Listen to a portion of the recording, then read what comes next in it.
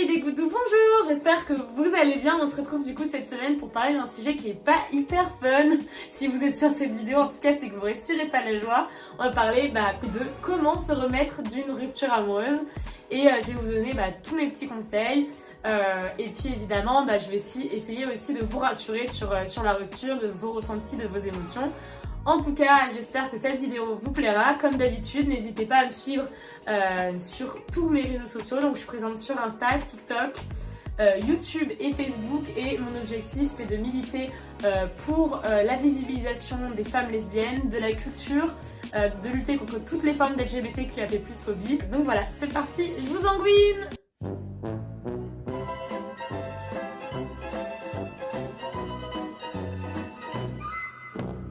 Bon, alors sujet un peu difficile, on va parler du coup de la rupture dans les couples.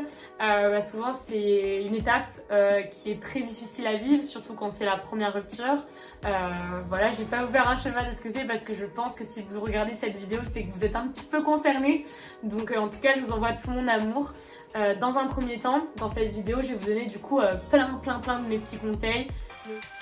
Pourquoi je fais toujours de la merde? Donc dans un premier temps, si vous vivez une rupture, sachez que d'aller mal, c'est normal. En gros, c'est normal après une rupture que vous soyez pas bien. C'est normal que vous ayez beaucoup de tristesse. C'est normal que vous ayez de la colère. C'est normal que vous soyez un peu comme au bout de votre vie, comme si on vous avait arraché quelque chose. On est toutes passées par là, malheureusement, à part ceux qui sont mariés avec leur premier amour et qui sont restés toute leur vie avec leur premier amour. Mais on a toutes connu une rupture, en tout cas pratiquement. Donc c'est normal, c'est des étapes à passer. Sache que voilà, il faut pas t'en vouloir si t'as pas le moral, si t'as plus goût à rien. Au début, c'est vraiment normal. Après, ce qu'il faut que tu saches, c'est que si cette période elle dure plus de 6 mois, il est vraiment important et je te recommande vraiment d'aller voir des professionnels de santé pour t'aider. Parce que voilà, une rupture c'est pas anodin non plus. Puis il y a différents types de ruptures, bien sûr. Alors on va pas parler des pires ruptures qui existent ou tout ça. Mais dans tous les cas, une rupture des fois ça peut très bien se passer entre deux personnes quand elles font preuve de maturité ou qu'il y a plus de sentiments ou qu'il y a une volonté que ça se passe bien. Mais parfois ça peut très mal se passer, notamment en cas de tromperie, en cas de violence verbale, physique. Ou moi personnellement la pire que j'ai vécue c'est celle où le mec m'a ghosté. En tout cas durant cette période, voilà, n'hésite vraiment pas à aller parler de tout ça à quelqu'un, que ce soit un proche ou des personnels ou tout ce qui est relatif au personnel soignant qui pourront t'aider. T'as plein de gouttes aussi qui sont super bien que j'avais eu moi quand j'avais une rupture, c'était des gouttes là que tu prends à la pharmacie. N'hésite pas à prendre des plantes aussi qui permettent de canaliser ses angoisses. Voilà, ça c'est vraiment je vais pas dire la base, mais ça peut t'aider en tout cas à surmonter cette épreuve de ta vie qui est très difficile. Ensuite, ce qui est important dans une rupture, c'est que tu vas pouvoir prendre plein de temps pour toi, parce que avant probablement ta vie tournait beaucoup autour de la personne avec qui tu étais. Vous étiez normal, vous étiez ensemble, donc vous programmiez beaucoup de choses ensemble. Sache que maintenant, ce qui est cool, c'est que tu vas pouvoir avoir vraiment plein de moments pour toi et ça peut aussi être un super moment pour te retrouver et te reposer les questions sur ce que t'aimes, sur ce que t'aimes pas, sur qui t'es, sur ce que tu veux pas être, etc. N'hésite vraiment pas, tu vois, à t'écouter toi en fait. Si t'as envie, je sais pas, de prendre des cours d'art plastique ou de faire de la danse orientale ou de faire des séances méditation avec un prof, enfin tu vois, fais-le et fais vraiment les choses pour toi. Surtout, écoute-toi. Ça veut dire que si t'as envie de sortir, de voir plein de gens, de vraiment être tout le temps avec plein de monde, fais-le. Rien ne t'en empêche. Mais t'as aussi le droit de dire moi j'ai vraiment, genre ce week-end j'ai envie de voir personne, je m'enferme, je suis dans ma bulle et tout. Faut juste que les deux soient ni dans l'excès ni dans l'un ni de l'autre, dans le sens où il faut quand même que ça soit en accord avec toi. Mais ça peut aussi t'aider, tu vois, d'essayer vraiment de trouver des nouveaux centres d'intérêt en fait que tu n'avais pas forcément avec ton ex. Donc bien évidemment, si vous êtes tous les deux passionnés d'équitation, tu vas pas arrêter l'équitation, tu vois, mais essayer de trouver d'autres centres d'intérêt, tu vois, essayer de te recréer toi des centres d'intérêt pour toi que t'aimes et que tu kiffes sans et surtout, c'est hyper important aussi, c'est que dans cette recréation de ton toi et dans cette envie de te retrouver, ne le fais pas pour plaire à autrui. Par exemple, je sais pas, t'acheter enfin faire un régime et perdre 10 kilos parce que la personne qui était avant avec toi t'a dit que t'étais grosse. Je sais pas si fondamentalement parlant parler de choses qui sont bien pour toi, tu vois. Ensuite, ce qui est hyper important pendant les ruptures, en tout cas, enfin encore une fois, toutes mes vidéos c'est avec mes ressentis, tout ça, donc voilà, moi je suis pas thérapeute, etc. Je vous donne vraiment tout le temps ce qui moi a marché pour moi. C'est vraiment de pas se comparer aux autres, tu vois, parce que ça c'est hard, tu vois, tout dépend, je sais pas quel âge tu as en regardant cette vidéo. C'est toujours hard, tu vois, tu te dis ah ouais d'accord, donc là tout le monde est en couple, ou là ah tout le monde fait des gosses, ou ah c'est le moment où tous les potes se marient, ou ah ouais donc en fait je suis la seule meuf de mon groupe d'amis à être solo, tu vois, ou regarde elle, tu vois pourquoi ça marche trop bien et pour ses histoires d'amour et pourquoi moi c'est toujours une catastrophe, tu vois, genre te compare pas aux autres, genre vraiment chaque histoire d'amour est différente, en aucun cas toi tu es moins bien que telle ou telle personne en face de toi. C'est juste que t'as vécu une rupture, que les raisons pour lesquelles vous êtes séparés elles vous sont propres, mais t'as pas à te comparer. Et moi ce que je te conseille en tout cas c'est un petit peu de limiter tout ce qui est réseaux sociaux, parce que je trouve que je suis influenceuse, je suis créatrice de contenu, ma vie c'est les réseaux sociaux, je gagne ma vie grâce à ça, mais vraiment moi je trouve que c'est hyper toxique.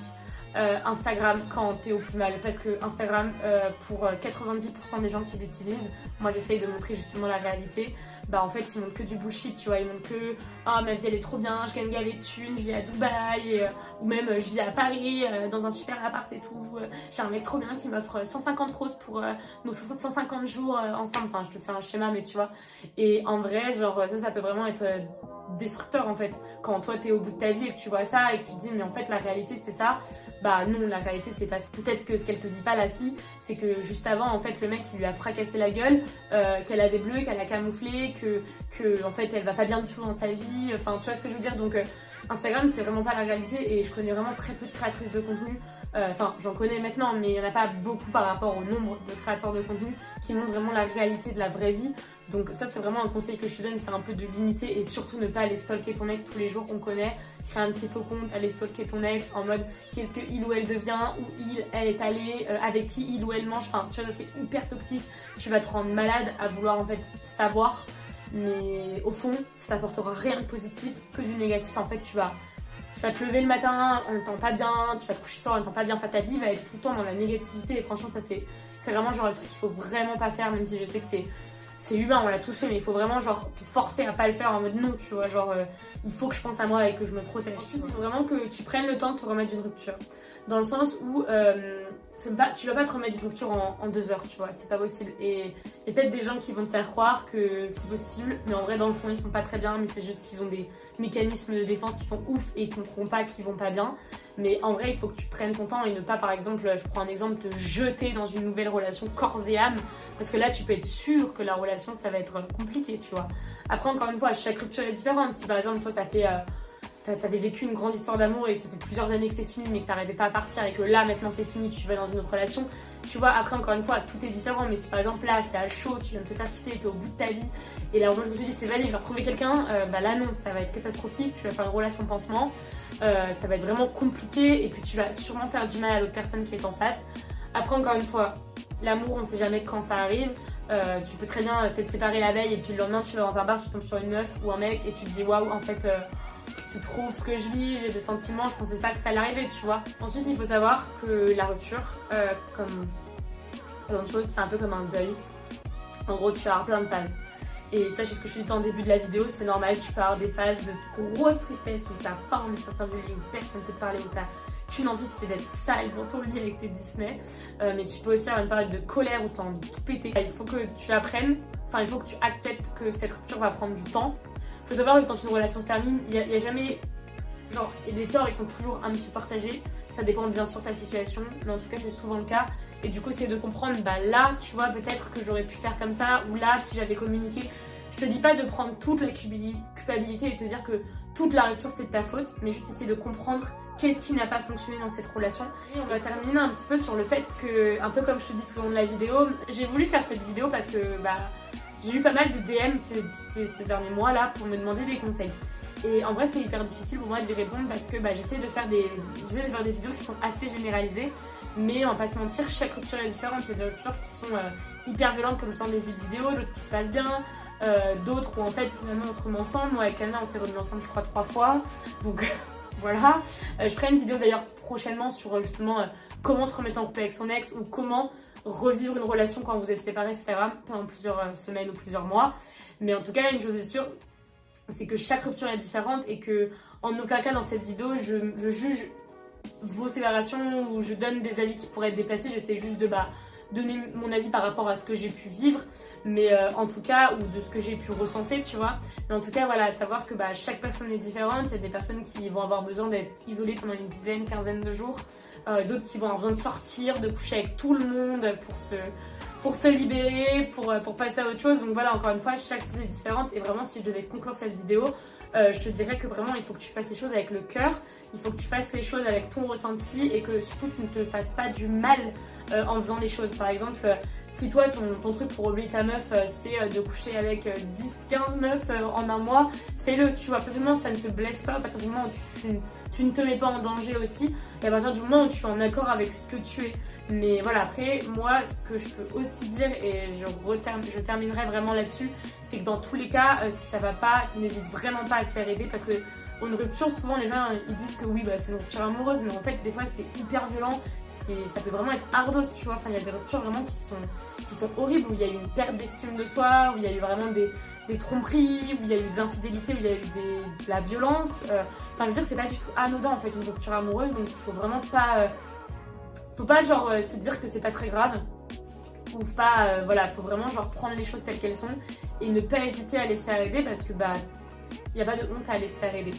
Donc voilà, en tout cas j'espère que cette vidéo te sera utile. En tout cas si elle l'a été, n'hésite pas à me le dire en commentaire. S'il y a des choses que tu as envie de rajouter aussi, n'hésite pas, parce que c'est cool aussi quand on interagit entre nous et tout. Et en tout cas je te souhaite une très belle semaine, un très bon week-end et je te dis à très vite. Bisous, ciao.